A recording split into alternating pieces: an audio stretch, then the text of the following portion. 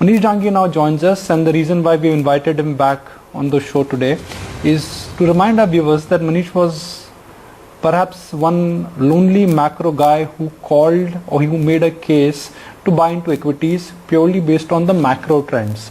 The macro trends which Manish shared with our viewers were that globally liquidity is abundant, valuations were reasonable, and if you make time as your friend, then if you bought stocks in April and perhaps early May, you could have been rewarded. And guess what? The rewards have come instantly. So Manish, fantastic. Very rare macro guys, they come on our show and talk about equity evaluations and talk about asset allocation. But it's good to hear a debt fund manager who got his call on equity and asset allocation completely right. Good morning, Nikunj, and thank you very much. Markets actually keep score, so there's absolutely no point celebrating them. But yeah, I mean, we're happy that we got the framework right. Okay. Manish, your bullishness last time was centered around three factors: low liquidity, low cost of holding, and reasonable valuations. Now, two of your three important pillars or two of your three important pointers are still intact, which is liquidity is abundant and cost of holding any asset is going to be absolutely zero. But valuations are no longer so-called attractive, or valuations are no longer as depressed as what they were, let's say, in May. So for somebody who wants to say, look, I did not believe Manish Dangi when first time he came, but this time I want to believe his call on equities.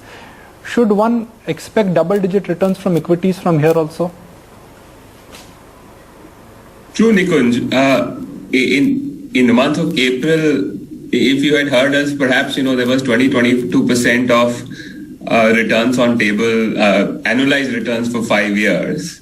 A very significant percentage of that has already come in, and therefore what remains on table now is only 10-12% return.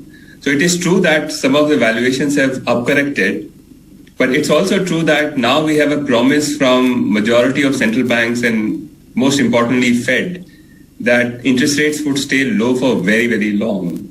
And that essentially means that the financial repression would continue for very, very long. The typical fixed income instruments, if you are a US citizen, is unlikely to earn anything whatsoever for next 3, 4, 5 years. So therefore you don't have much of a choice. I think you could argue ditto for an Indian investor also to a large extent. So I think there is still a case of 10-12% return in India equity over next 4-5 years. I'm talking of annualized returns here.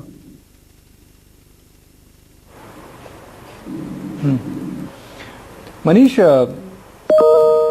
globally interest rates are low, but locally inflation is back and the bond yields are at 6%. Now, when you're making a view on India, you have to look at India's cost of capital and India's cost of borrowing, and that's where the uptick already has kicked in. So some would argue that globally low interest rates regime is here and it's here to stay.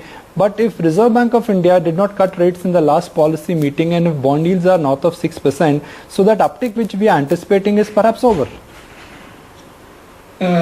Look, there are two parts to your questions. One, of course, is one has to understand that majority of risk in the world is launched from dollar markets. In a sense that sometimes one could argue that irrespective of where your interest rates are in India or Indonesia or Philippines, your equity markets are actually driven by what's available in terms of rent or yield in dollar markets. So to that extent, I think the bigger problem to solve for equity markets is always about where the dollar yield would be. That's one.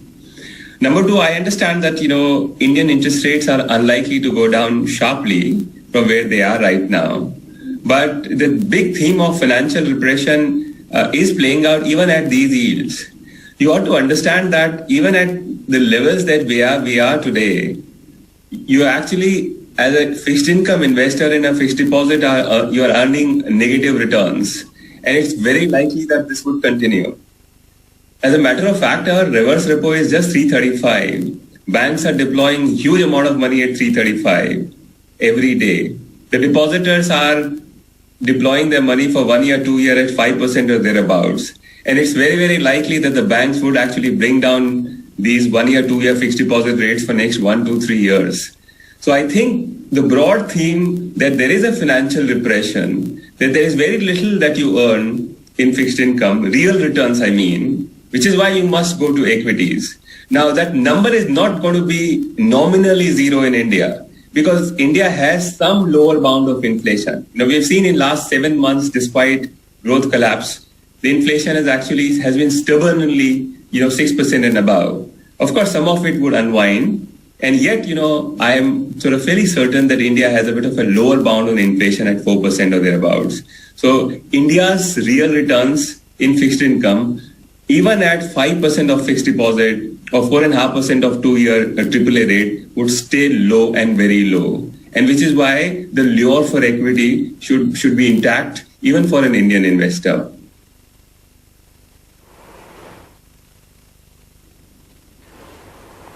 Manish, there are two ways to look at this scenario. One, you tilt towards small and mid-cap stocks because that's where valuations are attractive, that's where bombed out pockets are there. Second is that you go for macro trade, which is, like you've been mentioning in your newsletters, dollar weakness is real, dollar weakness is here to stay, and if dollar is weak, you'll have to go for assets which will create inflation. What should one do? See, in March and early April, we did put out these memos that, the dollar would weaken almost secularly for next many years, because at least we saw this as a part of a policy design from, policymakers, both Fed as well as, I think, Treasury in US. So the dollar debasement is here to stay, and, that's also explains, why gold is sort of doing so well. So in a sense, whenever dollar does well, while it is a part of a sort of a very, very well thought out policy of Fed, I guess it is, no one is complaining in the world. It is actually a good news for the rest of the world, because dollar debasement or dollar depreciation leads to reflation pretty much across the world. So in a sense, when dollar weakens, other currencies sort of strengthen, and that brings the risk appetite back.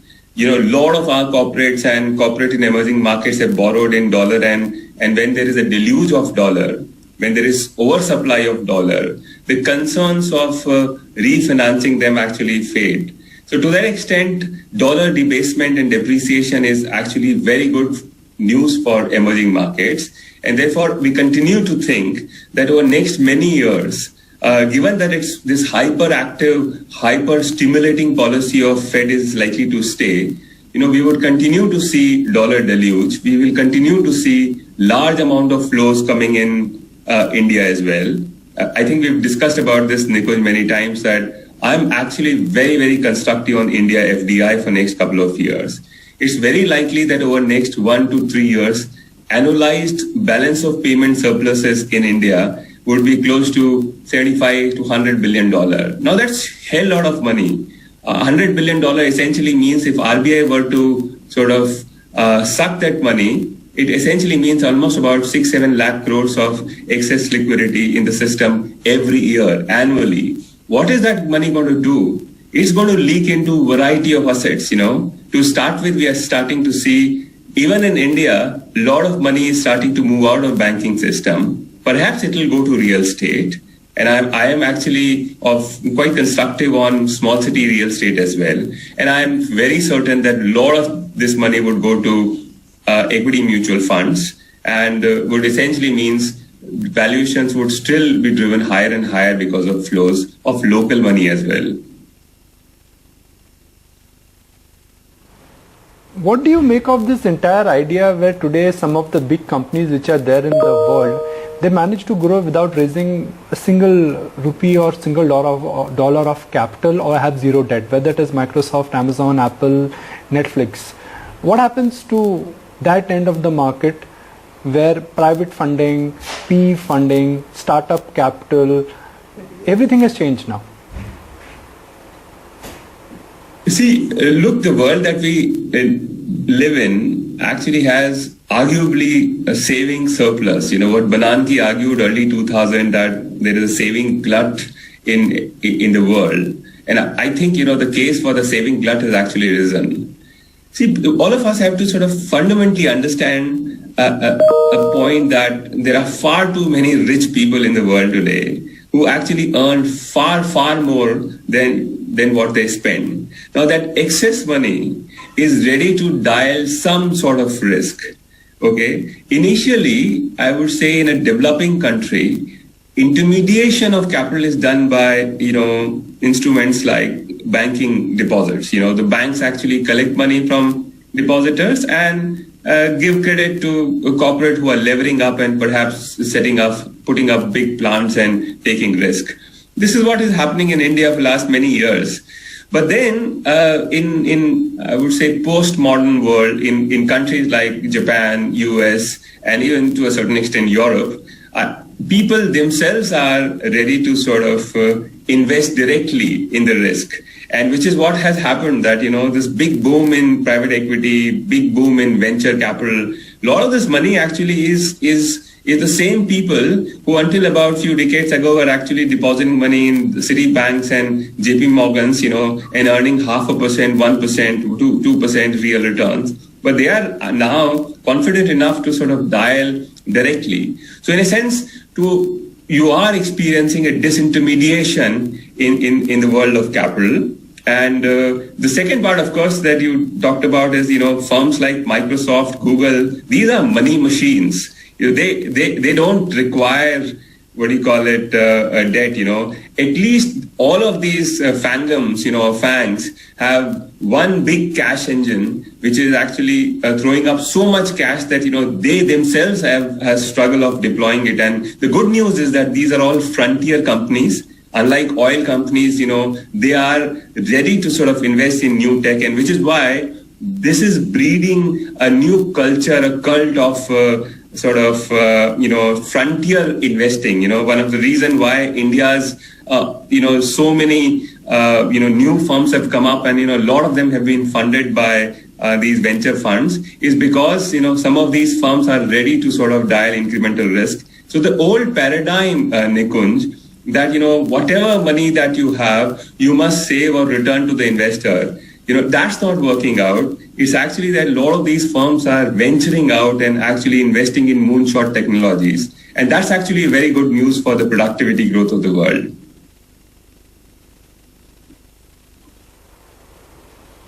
Manish, an investor will have 3 or 4 choices. One, go towards equity, which comes with its own attachment of volatility. Go towards fixed deposits, where returns are only going to be diminishing, and if I could say diminishing once more again, diminishing. Go for real estate and go for fixed income. We've discussed equities and we've discussed fixed deposits. Let's understand the debt market now. Debt investors make money when interest rates go down or interest rates remain soft. The government yield currently is at around 6%. What should debt investors expect now? So we've discussed about debt to the extent that there is a financial repression. And now for the debt investors, you of course in India have 2 choices. One is this traditional instrument called fixed deposits. And we've discussed about this, that, banks are not going to be offering good fixed deposit returns. Because, as we discussed, I think a couple of days back also, Nikunj, that, banks have this huge money. Every day they're depositing almost 7-8 lakh crores of money with RBI at 335. So there's absolutely no incentive for a bank to raise more deposits. So why should they even offer 5%? So my bet is that, fixed deposit rates would actually continue to go down. Now let's talk of fixed income. You see, fixed income has 2 components. One is, of course, capital gains when interest rates go down. Whatever that you have invested in, those investments get repriced higher because interest rates have gone down. And that forms part of the capital gain that you have. The other part, of course, is the accrual. So when you buy a 10-year government bond, you're very likely to earn 6% for next 10 years. When you buy 0.5% or 75 basis point US Treasury for 10 years, you're very likely to earn 75 basis point US Treasury returns. So in a sense, it's not that bad in India. It's very likely that India's inflation would be there 4% or thereabouts. So if you're a long-term investor, there is a reasonable risk premium available to you for 10 years, almost 2% excess that you would earn over, what do you call it, inflation, which is not a bad thing. It's just that if you're a short-term investor, what a typical investor that you and I are talking to today, they're all 1 to 2 year investors or 1 to 3 year investors in fixed income. There the risk premium is not available. There is no opportunity for the capital gain now because, 2 year, 3 year PSUs have actually trended towards 4.5% to 5% now. So the space for them to rally significantly is not there. So yet, what is available is the 4.5% to 5% of carry. Okay, you could invest in AA plus corporate and perhaps earn near 7%, but that's about it. In a sense, the habit of an Indian investor, a typical fixed income investor, is that he tends to invest only for 1 to 2 years or 1 to 3 years. In that space, there is not much return that you can extract because capital gains are unlikely to play out and the carry is actually plunged quite dramatically. So therefore, if you could change your habits, if some of your money is actually for very long term and you still want to deploy yourself in fixed income and don't bother too much about the mark to market losses, as you sometimes don't do as far as equity is concerned, you could invest in a 5-year, 10-year instruments and still hope to earn, somewhere between 6-7%.